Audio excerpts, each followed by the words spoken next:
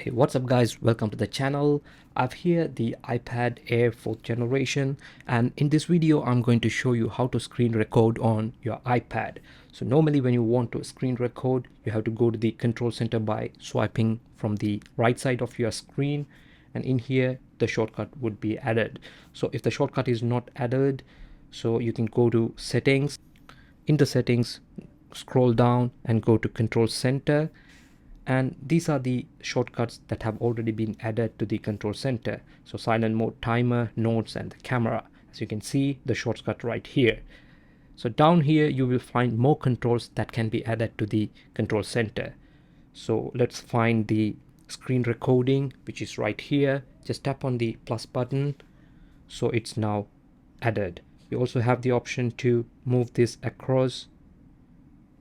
So if you go to the control center again, you will find the shortcut right here.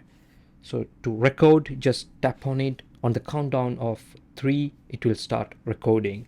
So as it records, you have the option to enable or switch off the microphone. If the microphone is switched off, the internal sound will be recorded, or if the microphone is on, it will also record the ambient sound. Right now while I'm speaking will also be recorded. You also have the option to save this file in photos or Gmail or to Instagram. So once you have finished recording, you can simply just tap here and it would prompt the option whether you want to stop recording. So if you're done, just tap stop and the file will be saved in photos. Just tap it open and you can play the video. So that's how it's done, guys. Thank you for watching this video. If you like the video, give it a thumbs up and subscribe to my channel. I will catch you in the next video.